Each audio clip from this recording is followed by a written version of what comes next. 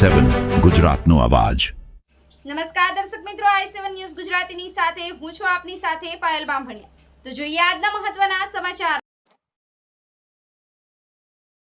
દેશના વડાપ્રધાન નરેન્દ્ર મોદી સાહેબ દ્વારા મન કી બાતની ટિફિન દ્વારા ડિજિટલ ઇન્ડિયા દ્વારા વાત કરવામાં આવી। મળતી માહિતી મુજબ દાહોદ જિલ્લાના 130 ઝાલોદના ધારાસભ્ય મહેશભાઈ પુરિયા દ્વારા ઝાલોદ અને દાહોદ જિલ્લાના પ્રભારી રાજુભાઈ પટેલ દ્વારા ગોવિંદગુરુ લીંબડી તાલુકાના વિકાસની સેવાઓ આપી અને ભારત સરકાર અને ગુજરાત સરકારની તમામ યોજનાઓની જાણકારી આપી હતી।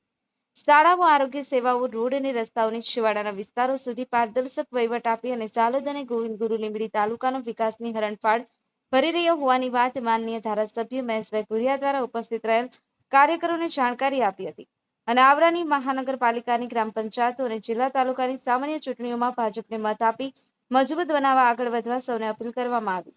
ટિફિન દ્વારા મન કી બાત સાથેનો કાર્યક્રમ સાથેની મીટિંગ યોજાઈ હતી। 10,000 સીટોની ચૂંટણી યોજાવાની છે, તેની તૈયારી આપણે સૌએ કરવાની છે તેમ જણાવ્યું હતું। Bureau chief Kalubhai Damor, i7 news Gujarati, Dahod. આમ પ્રજા કે તને હાથ જોડવા માટે નથી બનાવ્યો, અમને હાથ જોડાવ્યો તને।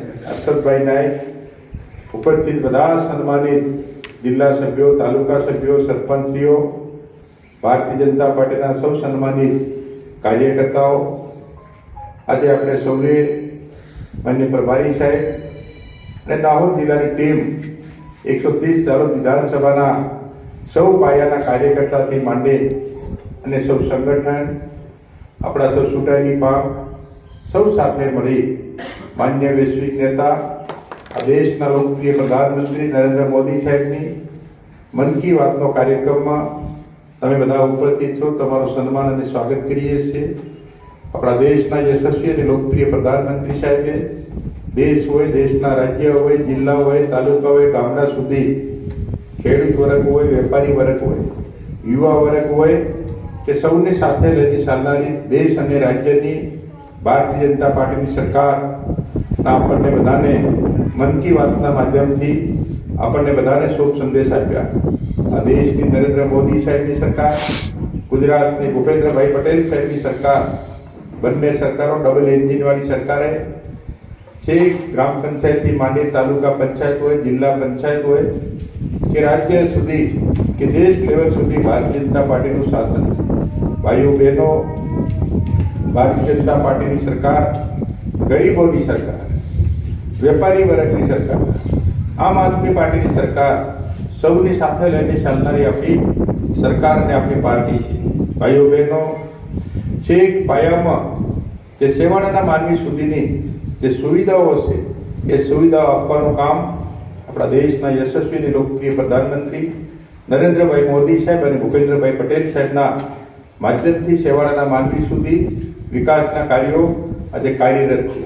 ભાઈઓ બહેનો, સેવાળાના ઘર સુધી ત્યાં વીજળી નથી પહોંચી એવી આપણી બંને સરકારે ત્યાં વીજળી પહોંચાડી છે અને અમારા ખેડૂત ભાઈ બહેનો સારી રીતે પગભર થાય, સારી ખેતી કરે, વૈજ્ઞાનિક ઢબે ખેતી કરે, એના માટે પ્રધાનમંત્રી કિસાન સન્માન નિધિની અંદર સૌ ખેડૂત ભાઈ બહેનોને પોતાના બેંક એકાઉન્ટની અંદર નાણાં જમા કરવાનું કામ આ દેશના યશસ્વી અને લોકપ્રિય પ્રધાનમંત્રી નરેન્દ્ર મોદી સાહેબે કર્યું છે। ભાઈઓ બહેનો, પહેલા આપણા બેંકની અંદર ખાતા નહોતા, મોદી સાહેબે નક્કી કર્યું ગરીબોના પણ આપણી બેંકની અંદર પોતાનું બેંક એકાઉન્ટ હોવું જોઈએ।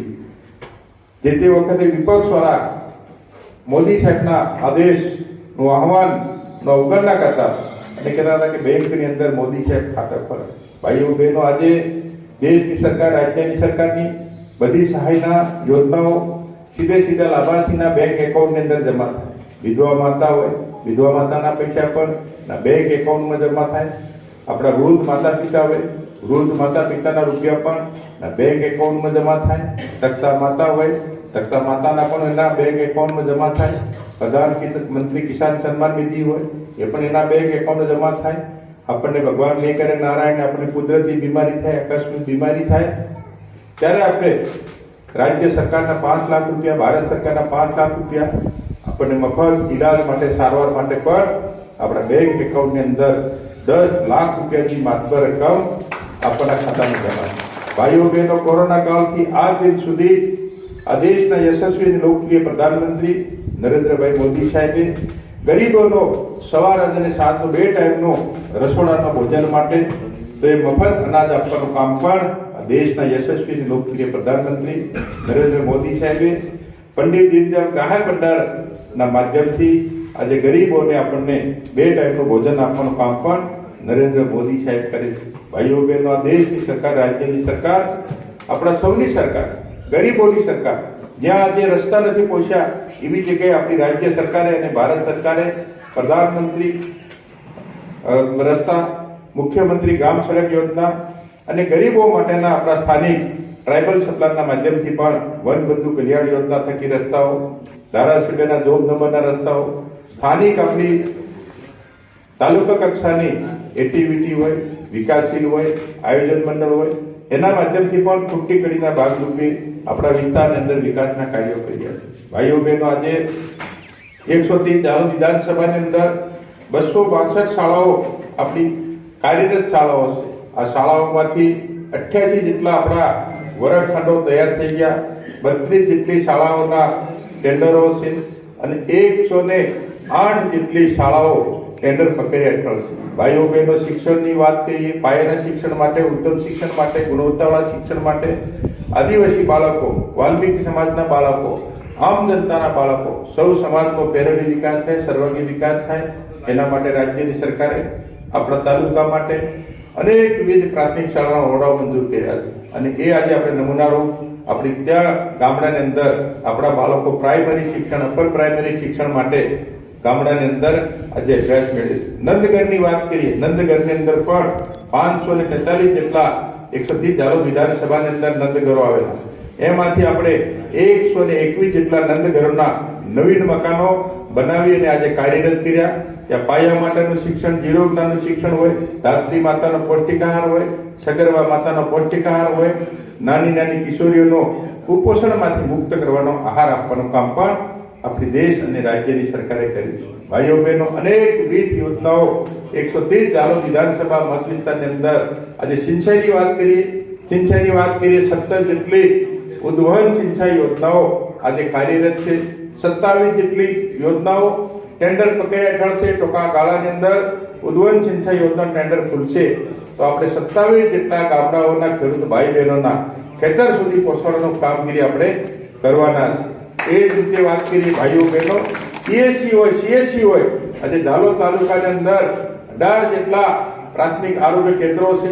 18 માંથી આપણે 9 PSC ના મકાનો, નવીન ભવનો તૈયાર થઈ ગયા, તંદુરસ્ત ભવન તૈયાર થઈ ગયા અને 9 જેટલી PSC ના મકાનો કાર્યરત થવાથી ગરીબ લોકોને પોતાના ગામની અંદર આરોગ્યની સવલતો મળી રહી છે. ભાઈઓ બહેનો, વાત કરીએ જાલોદ વિધાનસભા મત વિસ્તારની અંદર 9 કરોડના ખર્ચે લીંબડીની અંદર પણ આપણું CSC નું ભવન પૂર ઝડપે તૈયાર થઈ રહ્યું છે. પેથાપુરની અંદર CSC ભવન 10 કરોડના ખર્ચે પૂર ઝડપની અંદર